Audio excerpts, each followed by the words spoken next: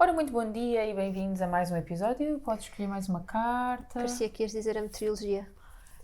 Pois, eu diria, mas não estou a par esta por aqui. Eu agora ia responder. Oh, que parvoíce, em vez de fazer a pergunta. Mas Vá, tá queres, bem. excepcionalmente não? Não, pode ser. Esta é muito gira para ti. O que admiras mais na tua mãe e no teu pai? Oh, vou chorar. O que admiro na minha mãe? O lado prático e o lado espiritual. E no meu pai, a sensatez. Bendito pai, me ensinou a ser sensata. Ele é a sensatez em pessoa, é o meu pai. Obrigada. Bom. O que provocou o teu último ataque de riso? Tenho certeza que foi o João Pedro ou a Diana. Não me lembro. Foi assim há tanto tempo? Não foi. Eu é que estou muito esquecida, mais do que é habitual. Mas foi de certeza. Foi de certeza. A minha família tem um bom sentido de humor. Rimos todos os dias. Portanto, foi um deles, os dois, de certeza absoluta. Ok. Eu Quando apostaria te mais lembrares, no João diz. Pedro. Eu apostaria no João Pedro, deve ter sido ele. Ok. Cá estamos. Hoje falamos sobre... Previsibilidade. E vamos aqui partilhar alguns cenários do nosso dia, não é? Com crianças de 3 anos. E esta questão de como é importante dar-lhes previsibilidade, eles saberem com o que contar e como isso é um grande fator de segurança. Não nos 3 anos, não é? Na vida inteira. E podemos falar também um bocadinho desde essa altura. Mesmo nas fases mais iniciais da vida de um bebê. Como é importante que eles saibam que a pessoa está presente, que a mãe, o principal cuidador, está presente e o que é que vai acontecer, não é? A questão da importância das rotinas e aqui não fechar muito. Nós temos até um exemplo bastante fora disso, que não somos muito de rotinas certinhas, mas como é importante para as crianças saberem o que é que vem a seguir a cada coisa. Não tanto às 9 vamos para a cama porque jantámos às 7, porque tomámos banho às 6, não é isso, mas saber que ok, normalmente há o banho e depois há a história. Exato. E depois há não sei o quê. Pronto. Antes de entrarmos como as crianças, os bebés e as crianças sentem, já abriste aqui um bocadinho, mas eu só gostava de colocar que isso é um ser humano, nós também somos assim. É verdade, sim. Eu acho que isto simplifica bastante, não é? Porque, reparem, nós nos últimos episódios também temos conversado um bocadinho sobre o quanto nós precisamos de algumas coisas estarem sob controle para parir. Precisamos estar sob controle para garantir que não sei do quê. Porquê é que é diferente com as crianças? Porquê é que eles têm que ser mais flexíveis ou porquê é que eles têm que ser mais compreensivos do que... Não, é Quando eles nem exatamente a sequer mesma sabem, coisa. não é? Estava a lembrar-me e estava a dar vontade de rir internamente porque no sábado, literalmente eu estava a fazer uma birra porque os planos estavam a sair tudo ao lado daquilo que eu estava a imaginar que ia ser. E eu dei conta que eu lido muito mal com isso. Fico mesmo, tipo, irritada com isso. Sim. Porque íamos no carro e de repente, então, vamos almoçar onde? Sim, pode ser ali, é uma boa opção. Está bem. E na minha cabeça é tipo, ok, vamos para ali. E de repente, então não íamos ali?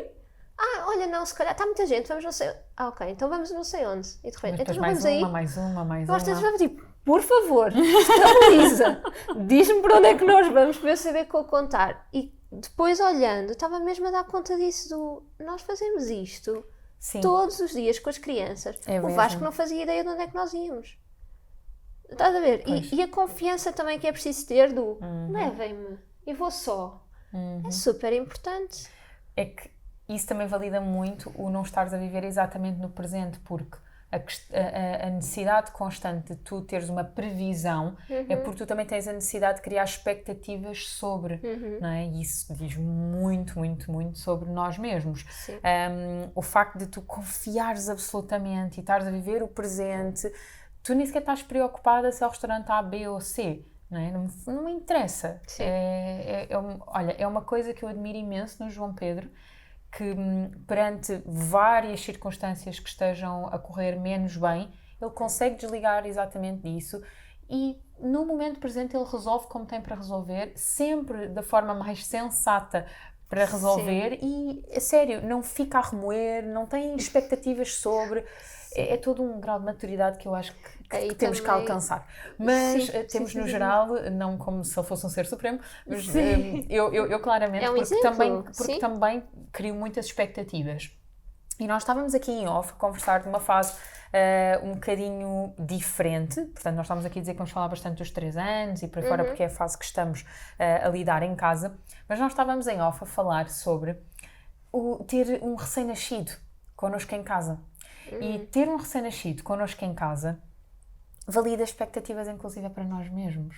Porque não é de certeza o recém-nascido que tem expectativas. Exato. Então, que expectativas é que nós tínhamos sobre aquele recém-nascido, sobre como é que as coisas iam seguir, porque é que nos sentimos mais devastados com uma circunstância ou mais irritados com outra, o cansaço é normal existir, mas quais é que estão a ser os nossos triggers, não é? E às vezes nós achamos, é só comer e dormir, e depois afinal não é. E como é que nós lidamos com isso? Estamos disponíveis para isso? Em off eu estava a dizer que eu não sabia lidar com isso. Para mim, eu assumi claramente que ia ter uma criança que ia comer e dormir, e ela chorava imenso e precisava de estar na mama, e ainda ninguém me tinha dito que isso era normal.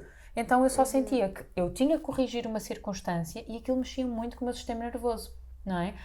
Em paralelo, não estava absolutamente dedicada à maternidade, estava 10 dias depois do parto, estava a trabalhar, e portanto, talvez, só vemos, não é? Como é que vai ser, mas talvez numa próxima gravidez, um próximo pós-parto, as coisas sejam diferentes porque as expectativas vão ser outras, não é?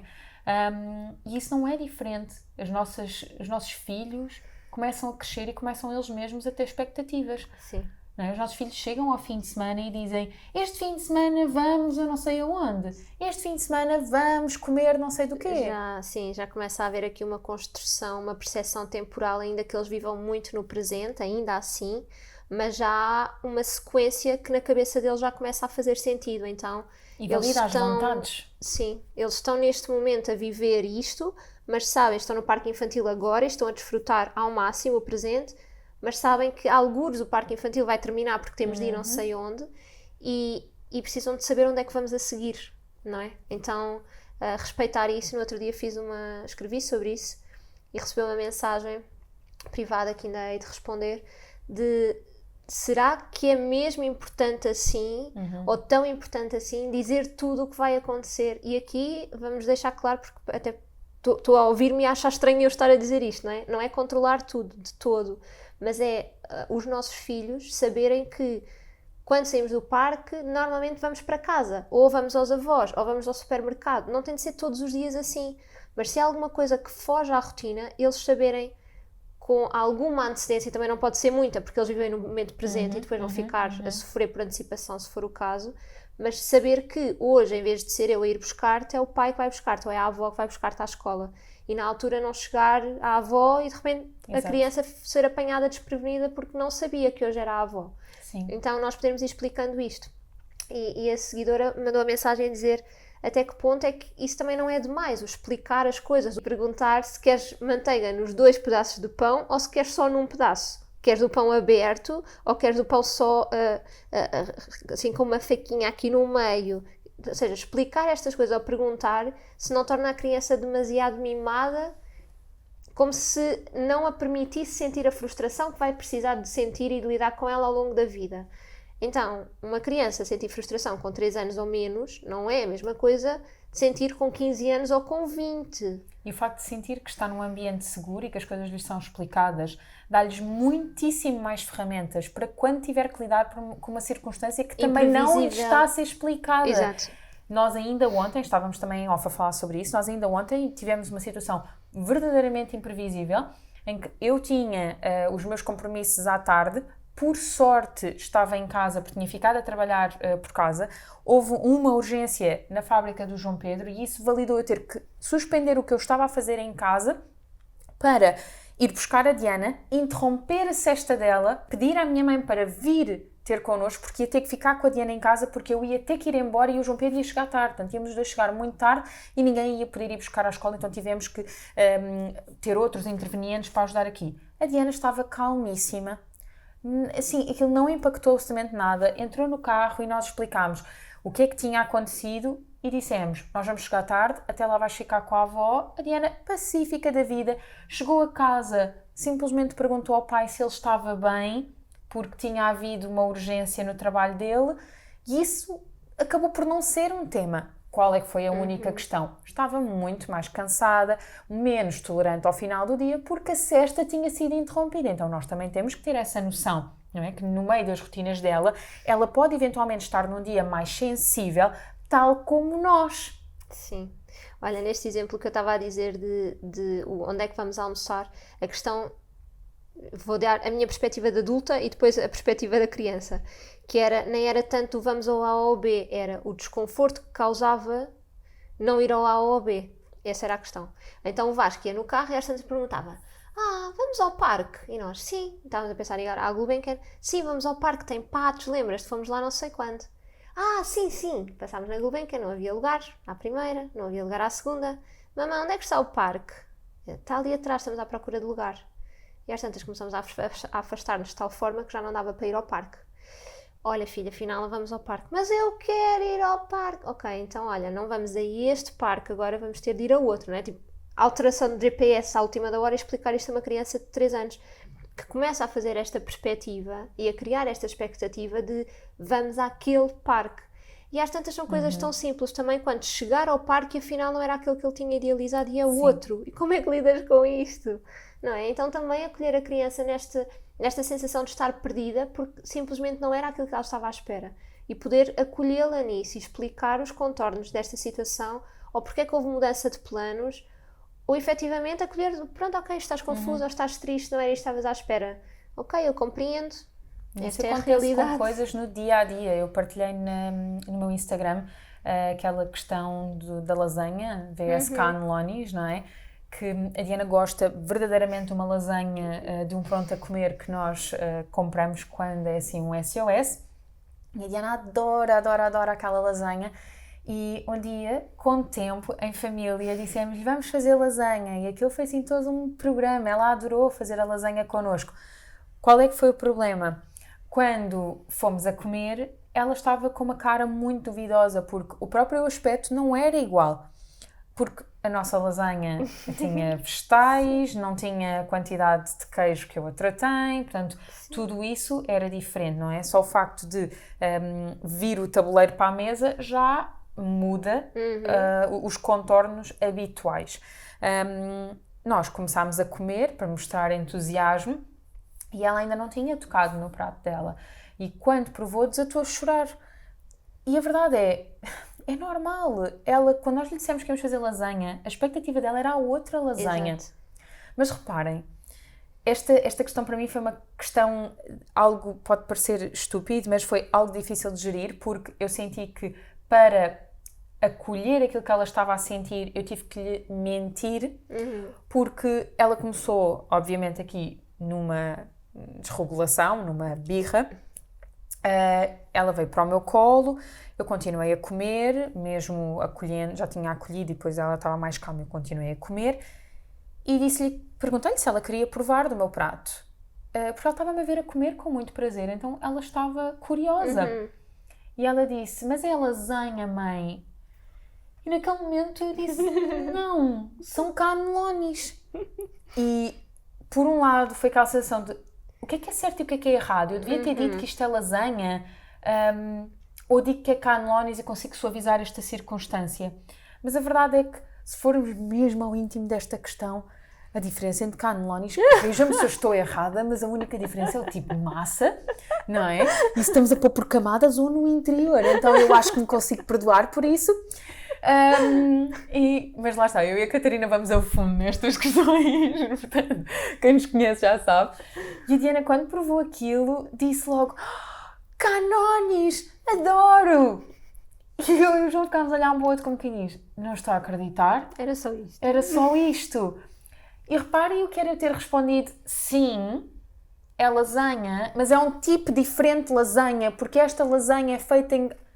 Já é muito diferente, ok? Sim. Portanto, não que este seja o segredo da resolução, atenção, mas avaliem internamente, com a vossa equipa em casa, qual é que é a melhor forma de gerir aquela expectativa. Desculpa, o meu cabelo caiu para o microfone. Aquela expectativa que pode efetivamente gerar um desconforto bastante grande. A outra questão, só para dizer, tem sido com a aprendizagem, e esta tem sido difícil, porque as crianças vão variando nos seus interesses.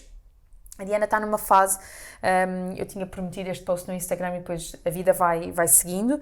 A Diana tem tido um grande interesse entre o cálculo, a geometria e por aí fora. E na escola acabam por não potenciar tanto isso, então em casa tem sido grande área de interesse dela. Chega e quer brincar com os números, quer contar, conjugar com as cores, com as formas. Nós temos um jogo muito giro que tem uns ímãs e dá para construir as formas geométricas, seja em 2D, seja em 3D. É um jogo muito giro, inclusive para adultos, portanto ficamos horas a brincar com aquilo. E a expectativa dela, a uma determinada altura, é acordar de manhã e querer brincar com aquilo. Mas saber que é dia de escola pode deixá-la triste se ela acabar, por exemplo, ela gosta na escola de estar muito tempo ao ar livre. Mas se estiver a chover, ela sabe que vai lá para dentro, e lá dentro ela gostava de brincar com geometria. Mas não é exatamente com aquilo que tem ao dispor, mas sim com as áreas de interesse que ela tem em casa. Então ela verbaliza exatamente, e acredito que é aqui que é a chave da comunicação, ela verbaliza logo exatamente qual é que é a atividade que ela queria fazer, que ela sabe que não há em casa. E algumas coisas a Diana pode levar e brinca lá em casa, não é o caso concreto deste tipo de brinquedos. Então basta estas nuances que são suaves para nós como adultos, porque efetivamente já temos esta maturação cerebral, mas para eles, não. Para eles, uma coisinha destas é o suficiente para despoltar uma desregulação, porque simplesmente queriam aprender algo mais, queriam fazer algo diferente. É só isso, têm a ideia de algo que vai acontecer e depois não acontece exatamente assim e ficam nessa confusão. Eu estava a lembrar-me de alguns episódios, porque acho que também é giro falar. E contar-vos, nós falamos isso aos almoços, não é? Quando fazemos pausa nas gravações, estamos a contar, tipo, nem sabes o que aconteceu ontem. E é mesmo divertido, portanto vamos levar também para vocês. No outro dia, o Vasco estava a comer uma torrada em casa e a parte estava mais crocante, não é? A côdea. Então ele disse, eu não quero a côdea. E o Gonçalo, está bem. Então tirou um bocado da côdea, veio um bocadinho mais de miolo agarrado, não é? Então quando o Gonçalo voltou a dar-lhe a fatia de pão, faltava tipo, uma tirinha de pão, não era só a côdea. De repente foi um berreiro, porque o pão estava estragado, não era aquilo. O Gonçalo super rápido pegou no pão dele, tirou um bocado de miolo, juntou e disse, e assim, Vasco, ele, assim está bem. E nós assim, ok, pronto, era só pôr mais miolo, não é? Há coisas que não dá para controlar. Ou, por exemplo, Vasco, estás muito cansado agora, vamos dormir a sesta quando acordares, porque ele já tinha pedido, imagina, vamos ao campo de futebol. Está bem. E de repente ele acorda às 6:30 da tarde, porque adormeceu mais tarde e já é de noite. Vamos ao campo de futebol na mesma ou não vamos? E já aconteceu ir ao campo de futebol por 10 minutos, porque eu lhe tinha dito que nós íamos e eu, com crianças, aquilo que eu digo é muito difícil eu não cumprir porque custa mesmo faltar, ou explico muito bem, ou se for uma questão de 10 minutos. O que ele se vai lembrar é nós fomos, não foi ficámos 10 minutos ou meia hora. Então nós vamos, pronto. Sempre que é possível, quando não é, não é. E aconteceu uma vez ele acordar da sesta e dizer, vamos agora, mamãe. E o filho, olha lá para fora, já é de noite, já não vamos ver nada, já está frio, já. Ele, mas eu queria, mas tu disseste que nós íamos. E disse, mas hoje já não é possível, amanhã podemos ir. Pronto, e tentar, e vai haver frustração, e vai haver tristeza, e tudo bem com isso, não é? É só, eu percebo que fiques triste e venho cá ao colinho, e às vezes não quero colinho, e às vezes quero ficar sozinha, e às vezes é não me toques, e às vezes é não quero falar contigo, e às vezes é, já não és minha mãe. Eu digo, tá bem, filho. Quando estiveres pronto para falar, se quiseres, eu estou aqui. Sim. Passado um bocado bem e já está. Esta forma de ver as coisas, de levar a infância, de permitir o desenvolvimento, hoje em dia tem um nome, não é? É o movimento neurocompatível. Quando nós começámos a falar sobre isto, era parentalidade consciente. Felizmente, acho que existe este termo, movimento neurocompatível, que é muito mais assente nos pilares e valores que nós seguimos. E que eu recomendo muito vocês se informarem cada vez mais. E lá está, não é que a estratégia seja esta. Claro. Qual é que é a criança? Qual é que é a família? Quais é que são os valores? Quais é que são os pilares? Eu acho que... E seguir por aí. Já há uma diferença tão grande entre, mesmo que nós não saibamos o que fazer no momento, só o facto de reconhecer que aquela criança ficou perdida. Sim. E isso é legítimo. E acolher isso. Só isso já faz tanta diferença em vez de ser só... Mas porquê? É só uma camisola verde em vez da vermelha, porque está para lavar. Deixa-te lá disso, não é? Tipo, mariquice, que pieguice, que mimado. Não, na criança havia aquela ideia de que seria de uma forma. e não está a ser. Só isso. Então, li no outro dia uma coisa super importante, que é a empatia parental. Até fiquei mesmo orgulhosa, tenho de confessar. A empatia parental é dos maiores critérios para uma parentalidade consciente. Eu fiquei a sentir-me, primeiro, super feliz porque considero-me empática parentalmente, e não só, e porque estamos a fazer este trabalho também de levar esta empatia, sabes, a outros pais, e um bocadinho aqui a descodificar algumas crianças que nesta comunicação adulto-criança muitas vezes são desvalorizados e não são tidos em conta com toda esta complexidade que uma criança também é. Sim, não é? sim. Eu vou partilhar outra coisa que estávamos a falar ao almoço, porque também acho que é importante trazer estas coisas do dia-a-dia, mesmo os que correm menos bem. A Diana tinha feito uma asneira e eu, exausta do dia, gritei com ela. E a Diana ficou com uma cara muito perdida e a leitura corporal que eu fiz dela foi, ela não entendeu o que eu disse. E eu expliquei-lhe, tu ouviste o que eu disse? E ela não conseguiu ter resposta nenhuma. E eu disse, Diana, desculpa a mãe ter gritado contigo, a mãe não se devia ter irritado, mas diz-me, tu compreendeste o que eu disse? E ela disse, não. Tu não ouviste o que eu disse? E ela, não, estavas a falar muito alto. Então reparem, eu naquele momento podia ter só gritado, ter desconectado e já está, tive que gritar porque ela não me ouviu de outra maneira.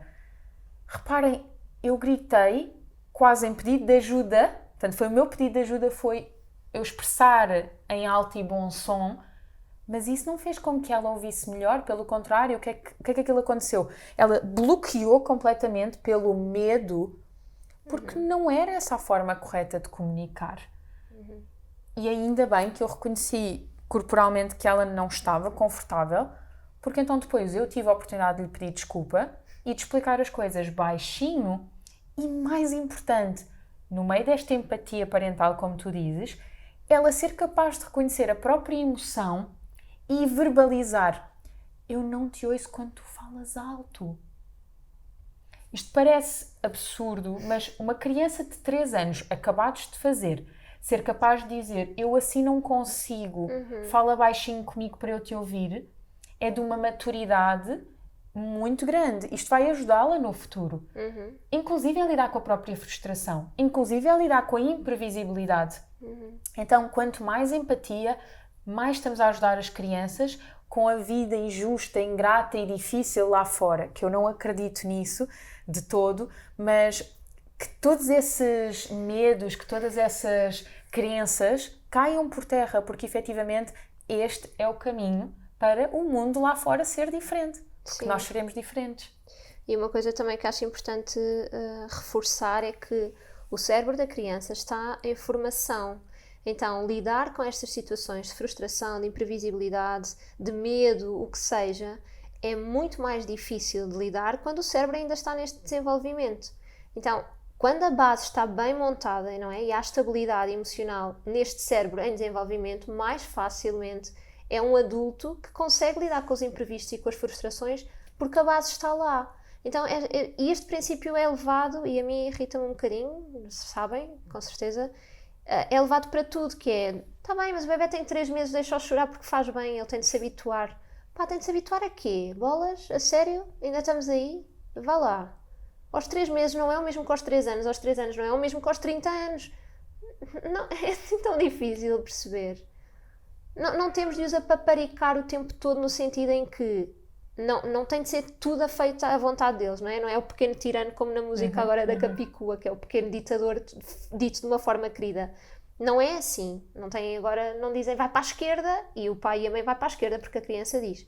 Não é isso. Há limites, obviamente, e muitos limites que têm também a ver com a sua integridade física e com a integridade dos outros e do ambiente. Portanto, têm de ser postos.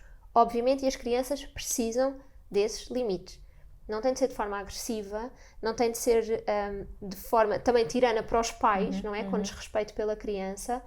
E dá para ir alargando este cerco. Portanto, os limites existem e devem ser também... há algum critério para os limites serem colocados. Não temos de ir do 8 ao 80. De repente, ou tenho 30 limites ou não tenho nenhum. Não, há um meio termo. E perceber quais é que nós queremos efetivamente manter. Sendo que, quando os limites têm de ser postos e são postos, A criança tem uma emoção e podemos acolhê-la nessa emoção. Ponto final. Estar a levar crianças à frustração só porque sim, não, porque é lasanha, em vez disso, vou dizer que é lasanha até ficarmos aqui os dois super irritados e a chorar, cada um para o seu lado, criança e adulto, porque a criança tinha de entender que era lasanha. Ok? Exato. Ok. Eu acho sinceramente que uma das formas para lá está haver esta segurança de ambas as partes e assim constrói-se uma relação, é nós, porque nós também precisamos dessa segurança, é nós entendermos quais é que são as rotinas que temos que criar aos nossos filhos como cuidadores, ter a nossa própria rotina também bem sedimentada e as nossas necessidades perfeitamente acolhidas, ter uma rede de apoio para poder pedir ajuda com total clareza daquilo que nós necessitamos, do que é que conseguimos, do que é que nós não conseguimos e as coisas irem sendo construídas. Isto porque somos seres maturos, com total consciência e, portanto, nós podemos fazê-lo. E reparem, se é difícil para nós que temos esta maturidade, imaginem para quem ainda está a maturar-se, ok? Então, fazer uso total das nossas capacidades. Com essa, digamos, essa ligação bem feita em nosso redor, então colocamos a criança no nosso centro para ser o nosso grande foco, porque nós estamos bem. E a partir daí ser guiadas por elas. E a partir daí podemos perfeitamente ser totalmente livres para ser guiados por uma siesta que tem que acontecer a meio do dia porque ficou mais cansado e já não faz aquela siesta à meio da tarde, mas está cansado. Isto vai ajudar para depois poder continuar o dia livre. Não, porque senão depois não vai dormir à noite. Não. Esta siesta vai ajudar, sono pega sono, vai ficar muito mais relaxada.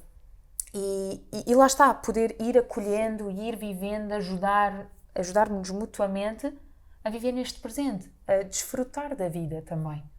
Eu acho que é importante também, isso que tu disseste das necessidades é super válido, porque às vezes podemos cair nisso, que é, então se somos guiados pela criança, é só a criança que nos diz o que fazer, não é? E nós vamos só a reboque.